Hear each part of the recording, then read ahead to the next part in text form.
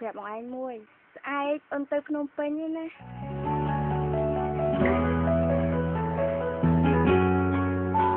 ខ្មាំងអូនខ្លាំងណាស់សារភាពអូនមិនស្រឡាញ់ចង់តែរត់ចេញឲ្យឆ្ងាយផុតពីលោកាលៀងស្នេហ៍យូរពេកទើបច្រាលពីប្រាប់ជីវ៉ា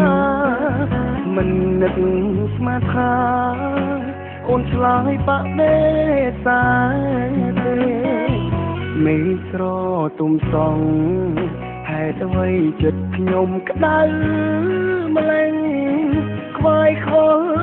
យ៉ាងនេះឬហេតុផលមនុស្សចាញ់ស្នេហ៍ខ្មាំងទាំងខ្លួនឯងហើយអូនក៏លែងហ៊ានក្បែរមិត្តភាពព្រួយប្រែហាំងដូចជាអ្នកដងទៅនោមលួចមើលមុខលួចមានទុកកាន់ពេលតងចង់ហៅសាសងប៉ុន្តែអូនលែងហ៊ានតបស្ដីអូនស្អប់អូនខឹងព្រោះតែបងប្រាប់ស្នេហ៍ស្រីព្រោះក្នុងហឫទ័យស្រីមិនចង់គិតរឿងស្នេហាបើសិនជាកាត់អាយុបង10ឆ្នាំធ្វើឲ្យតូចតន់ព្រមត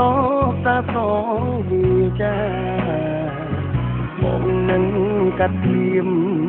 មិនខ្លាចពីសូនសងខាព្រោះលើលោកាជីវ៉ាមកស្នេហ៍ម្នាក់គត់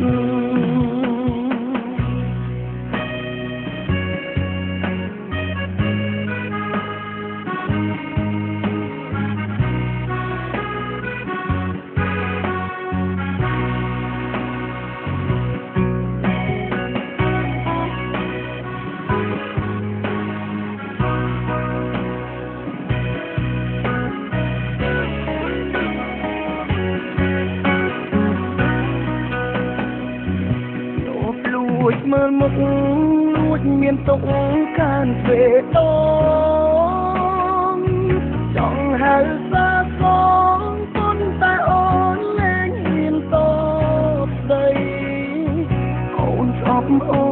នខឹងព្រោះតែបងប្រាប់ស្នេហ៍ស្រីព្រោះក្នុងហឫទ័យស្រីមិនចង់គិតរឿងស្នេហាបើសិនជាកាត់អាយុបង10ឆ្នាំធ្វើឲ្យតូចតន់ព្រមតតាសងវាចាបងនឹងកាត់ភ្លាមមិនខ្លាចពីសូនសងខាព្រោះលើលោកាជីវ៉ាមកស្នេហ៍ម្នាក់គត់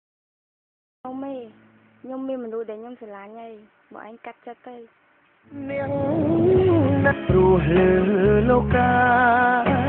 ជីវ៉ាមកស្នេហ៍ម្នាក់គត់